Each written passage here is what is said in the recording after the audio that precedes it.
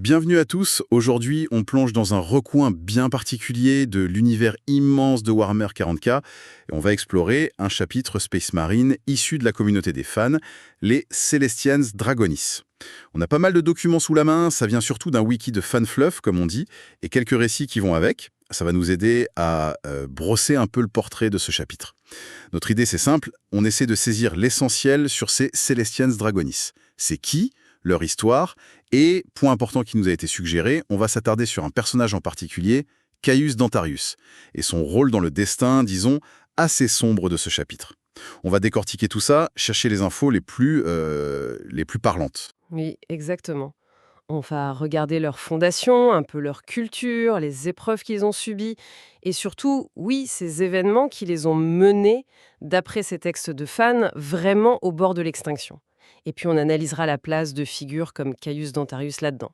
Il faut bien garder en tête que tout ça, c'est du fan fluff. C'est ça. C'est de la création de fans. Donc, des interprétations, des ajouts à l'univers officiel, c'est pas du canon pur et dur, mais ça n'empêche pas que l'histoire racontée est souvent super intéressante. Tout à fait. Alors, on y va. Pour commencer, qui sont ces Celestian Dragonis? Les sources nous disent hertières successeurs des Ultramarines. Ok. Fondés à la 7e fondation, ça nous place au 34e millénaire, donc leur primarque. C'est Roboute Guilliman. Classique, mais ça pose une base solide. Très solide, oui. Et leur monde d'origine, Celestia, ça façonne vraiment leur identité. Il est décrit comme un monde sauvage, un peu paumé dans le secteur Ténébrus, tout au bord du Segmentum Ultima. Climat tempéré, mais alors une faune et une flore redoutables. Ah oui? On parle de pics brumeux et surtout, de reptiles volants gigantesques. Des sortes de dragons, quoi. Et ça deviendra leur emblème. C'est pas pour rien qu'on les appelle les dragons de Celestia ou les fils du ciel. Et les fils du ciel. J'aime bien. Et ces dragons, on imagine bien qu'ils sont pas juste là pour le décor, on y reviendra sûrement pour leur recrutement. Mais avant ça, il y a un détail qui m'a intrigué dans les sources. Sur la population de Celestia, une compatibilité génétique quasi parfaite, genre proche de 100%, avec le patrimoine du chapitre. Ah oui, ça interpelle tout de suite. Et les textes, ils donnent pas vraiment d'explication claire sur cette compatibilité exceptionnelle. C'est presque trop parfait si on compare aux fondations Astartes habituelles. C'est vrai. Est-ce que c'est une spécificité biologique locale? Une vieille intervention oubliée? Mystère complet. Les sources laissent ça en suspens, ce qui, ouvre pas mal de portes pour imaginer les origines un peu secrètes du chapitre. En tout cas, au début, ça a dû faciliter énormément la création de nouveaux Space Marines. Carrément. Alors, leur mission principale, définie par un serment prêté sur Terra même, la longue veille. C'est une garde perpétuelle, en gros. Ils sont postés sur la bordure est de la galaxie pour surveiller les horreurs qui se cachent dans le vide intergalactique, les trucs qui viennent des étoiles du halo. Et leur cri de guerre, la mort viendra du ciel, ça colle parfaitement à ça. Ça évoque cette vigilance, bien sûr, mais peut-être aussi leur tactique, non? Les assauts aériens, peut-être même un lien avec ces fameux dragons. C'est probable. Physiquement, c'est quoi leur look? Les armures sont décrites bleu ciel et bleu cyan. Ils suivent les marquages codex, normal pour des descendants d'ultramarines. Mais les textes insistent sur un point. Ils valorisent l'initiative, l'efficacité tactique avant tout. La recherche du moindre mal, ça revient souvent. Et ça se voit direct dans leur façon de combattre. J'imagine. Tout à fait. C'est l'efficacité, neutraliser vite, mais surtout, et c'est ça qui est intéressant, minimiser les pertes. Et pas juste les leurs, les pertes humaines, les pertes matérielles aussi. C'est assez notable pour des Astartes. Ah oui, quand même. Ils préfèrent les attaques éclairs, les assauts aéroportés, les embuscades, les frappes chirurgicales. C'est une approche très Logique. raisonnée, presque scientifique. On sent l'héritage ultramarine, mais poussé vers une optimisation vraiment extrême. Et un point intéressant, ils accordent une grande valeur aux vies humaines. Attention, la nuance est importante dans 40K. C'est pas forcément la vie individuelle en soi. Oui, c'est de la valeur stratégique, on va dire. Bon alors, ils interviendront pour les sauver si la tactique le justifie, si ça colle au plan global. Mais la logique du moindre mal reste reine. Si un sacrifice est jugé nécessaire pour un objectif plus grand, ils n'hésiteront pas. Ce pragmatisme, ça leur a valu une sacrée réputation, d'après les textes, entre M34 et M37. Les commandants impériaux, ils adoraient bosser avec eux. efficaces, et en plus ils faisaient attention à pas tout casser et à limiter les pertes civiles. Du coup, leur renommée a grandi, on les appelait un peu partout, même si eux, ils gardaient toujours une grosse partie de leur force pour leur mission première, la longue veille. C'est aussi pendant cette période faste qu'ils ont mis en place ce qu'ils appellent le protectorat de Celestia. C'est un traité assez malin. En gros, ils sont les premiers défenseurs de leur système en échange des ressources locales, mais ils laissent toute l'administration civile à l'administratum. Ça rappelle un peu Ultramar, le mini-empire des ultramarines. Exactement. Mais les sources précisent bien qu'ils n'ont jamais cherché à étendre ce modèle. Ils se sont limités à leur système. Une sorte de pragmatisme qui sait où s'arrêter, quoi. Bon, jusque-là, le tableau est plutôt positif. D'espèces marines efficaces, respectées, loyaux à leur mission. Mais c'est là que les sources basculent. Le ton devient beaucoup, beaucoup plus sombre. Ah oui, là on change d'ambiance. Le statut actuel qui est décrit, il est dramatique. Le chapitre est au bord de l'annihilation. Il resterait moins de 250 frères. Et pire, il est considéré comme détruit depuis le début du 1-40. Alors comment on en arrive là? C'est une série de catastrophes en fait. Le premier coup dur vraiment majeur, c'est le raid du Black Circle. Ça se passe en 93 M38. C'est une bande de renégats, des types qui se réclament des Iron Warriors, donc des spécialistes du siège de la destruction. Pas les plus tendres. Clairement pas. Et ils attaquent Celestia par surprise. Le timing est parfait pour eux. Le gros du chapitre est en campagne, loin de là. La défense locale, Complètement sous-estimés. Bref, ils réussissent à entrer dans la forteresse monastère. et leur cible était d'une précision terrible, les stocks génétiques du chapitre, le patrimoine qui permet de créer de nouveaux Space Marines. Tu imagines le désastre? L'horreur absolue pour un chapitre. C'est ça. La deuxième compagnie, qui rentrait juste de campagne, a bien tenté de résister. Ils se sont battus comme des lions. Mais les renégats ont quand même réussi à voler ce trésor biologique avant de s'enfuir. Le chapitre les a pourchassés, leur a infligé de lourdes pertes, mais c'était trop tard. Le mal était fait. Les conséquences, c'est inimaginable. Du jour au lendemain, leur avenir est compromis. Sans stock génétique, créer de nouveaux frères, ça devient hyper compliqué. Ils ne dépendent plus que des glandes progénoïdes qu'ils récupèrent sur leur mort au combat. Chaque Astarte devient donc infiniment plus précieux. Chaque perte est une tragédie non seulement humaine, mais aussi génétique pour la survie du chapitre. On imagine la pression sur les officiers, la nécessité d'adopter des doctrines encore plus prudentes, quitte à frôler l'inaction parfois juste pour préserver chaque vie. Ce raid, ça a été un vrai trauma. Ça les a forcés à tout réorganiser. Le chapitre devient une flotte nomade. Leur centre névralgique, c'est plus Celestia, c'est les barges de bataille, pour protéger le peu qu'il leur reste. Et la deuxième compagnie, évidemment marquée par cet échec, elle reçoit une nouvelle mission sacrée, cette fois, protéger les derniers stocks de gènes restants, comme si leur vie en dépendait. Et pour être sûr que ça n'arrive plus jamais, le chapitre prend le contrôle direct des forces de défense planétaires de Celestia. Fini de faire confiance aux autres. Mais bon, l'univers de 40K est rarement clément. Le sort continue de s'acharner. Plus tard, durant le 39e millénaire, ils sont en croisade, peut-être menés par Caius Dentarius. On va y revenir. Et là, la flotte est prise dans une tempête warp. Mais une tempête d'une violence. Inouï, oui. Et c'est là que le deuxième coup fatal arrive. La barge de bataille de la deuxième compagnie, celle qui s'appelait le Gilliman's Legacy, joli nom d'ailleurs, très symbolique, eh bien, elle est avalée par le warp. Emportée. Et avec elle, les précieux stocks génétiques. C'est fini. Là, c'est la fin de tout espoir de renouvellement facile pour le chapitre. C'est quasiment un coup de grâce. C'est terrible, 2 catastrophes majeures qui anéantissent la capacité à se régénérer. Et pourtant, ce qui est fou dans les sources, c'est que malgré tout ça, la longue veille, leur mission, elle continue.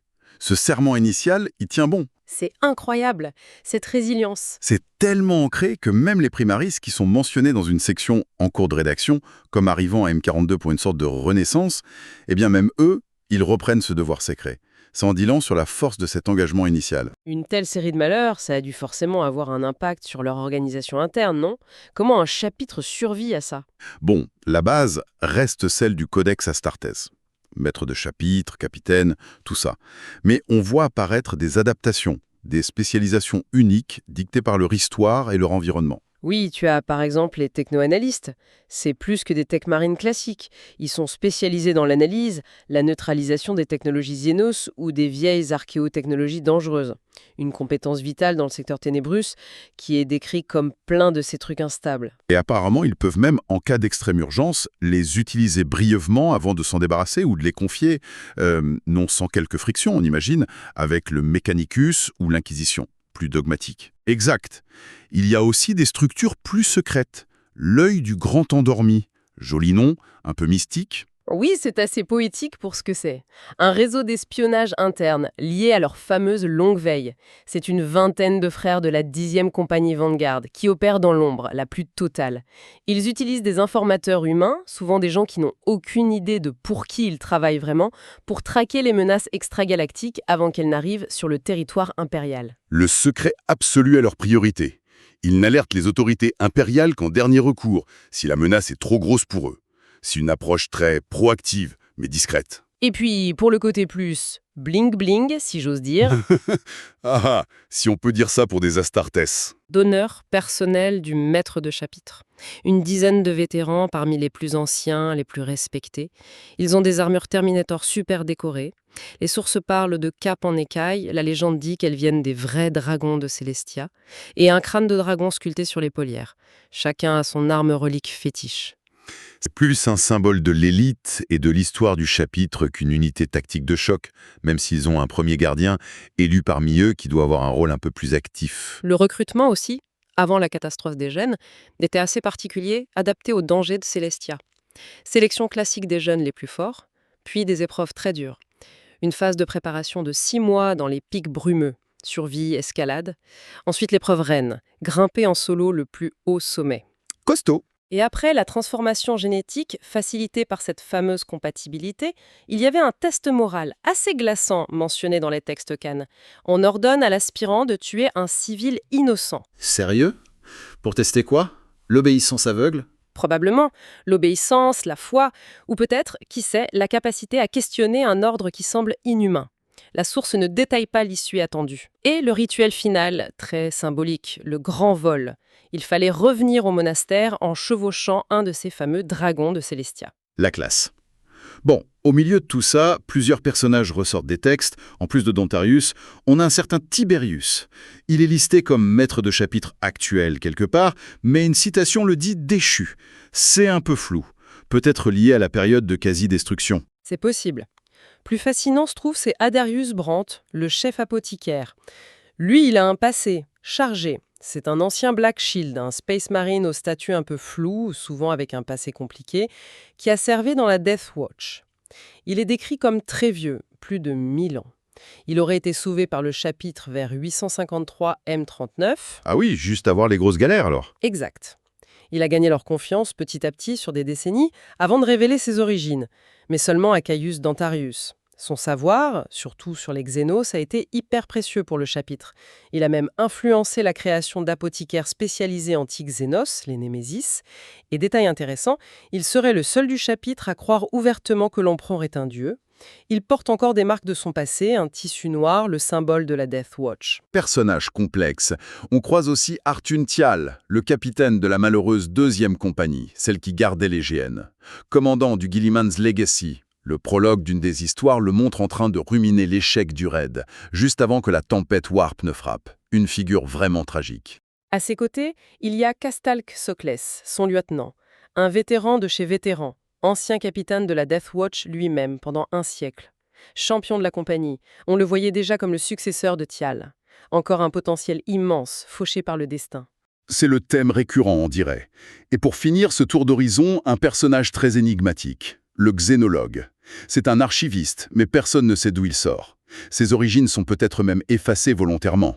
Les rumeurs vont bon train. Seul survivant d'un contact xénos désastreux. Ancien prisonnier des Drukhari. Un autre Black Shield repenti. Ce qui est sûr, c'est qu'il a une connaissance des Xénos absolument phénoménale, au point que sa simple présence suffirait à les effrayer. Et il n'obéirait qu'au maître de chapitre pour des missions top secrètes. Un atout mystérieux et potentiellement très puissant. Et tous ces personnages, toute cette histoire de grandeur, puis de déclin terrible, ça semble graviter autour ou être marqué par l'influence de la figure centrale qu'on voulait aborder, Caius Dentarius. Oui, Caius Dentarius. Sa position est décrite de façon un peu ambiguë, mais son importance, elle, saute aux yeux. Les dramatis personae d'un des récits le présentent comme le dernier maître de chapitre des Célestiens Dragonis. Ça le place clairement aux commandes pendant la période la plus sombre, au tournant du M40, au moment où tout s'écroule. Et oui, ça semble logique. Mais alors pourquoi une autre citation lui attribue les paroles du premier maître du chapitre lors de l'intronisation des aspirants? C'est ça qui est un peu bizarre. C'est là que c'est intéressant, oui. Alors, est-ce que c'est une simple erreur dans la source? C'est possible, c'est du von Cleuf après tout. Ou est-ce un titre honorifique pour dire qu'il incarne l'esprit fondateur, même à la fin, ou alors une chronologie qu'on a mal comprise? L'hypothèse la plus probable, vu le contexte général, c'est qu'il est bien le dernier maître du chapitre originel, mais qu'il représente tellement les idéaux, la résilience face à l'adversité, qu'on lui attribue symboliquement ses paroles fondatrices. C'est un peu le gardien de la flamme au moment où elle vacille, quoi. Ce qui est sûr, c'est qu'il dégage une autorité, une forme de sagesse, peut-être un peu grave, un peu sombre. C'est quand même à lui que ce vieux briscard secret, Agarius Brandt, choisit de confier son passé de Black Shield après des décennies de silence. Ça montre un niveau de confiance énorme. Et les citations qu'on a de lui, elles sont fortes. Ah oui, complètement. Prends cette phrase qu'il dit aux aspirants à Sips. Soyez la faucheuse de l'empereur. Soyez son courroux. Devenez les outils de l'empereur. Soyez en digne. Ça, c'est le discours d'un leader qui maintient le cap sur le devoir sacré, même quand tout autour de lui s'effondre. Il rappelle le but ultime, la mission pour l'empereur, au-delà des souffrances du chapitre. Et puis il y a cette réplique, plus philosophique, presque stoïque. Si le chemin est aisé, la destination est vaine. Apparemment, il aurait dit ça à une amirale qui lui demandait s'il regrettait les années d'errance de son chapitre après la perte de Celestia. Ça dépend d'un homme qui a accepté l'épreuve. Peut-être même qu'il y voit une forme de purification ou une nécessité. Une résilience incroyable, forgée dans le désastre. Et on sait aussi qu'il n'était pas juste une figure morale ou symbolique. Son implication militaire était directe. Il est cité comme l'auteur de commentaires sur la campagne Ailt. Ça prouve qu'il était aussi un stratège majeur, peut-être même un commandant sur le terrain pendant des opérations importantes. Donc tout porte à croire que c'est lui, le leader, qui a dû naviguer le vaisseau Celestials Dragonis à travers la tempête parfaite. Le déclin accéléré, la perte des gènes, l'errance forcée. Il est très très probable que ce soit lui qui commandait la flotte lors de cette fameuse croisade qui s'est terminée dans la tempête Warp. Oui, le fait qu'Agarius Brandt lui ait parlé juste avant d'être nommé chef apothicaire, si Brandt était déjà là avant la tempête, ça situe leur conversation et donc le commandement actif de Dentarius juste avant cette ultime catastrophe génétique. Le récit Une longue histoire va dans ce sens aussi.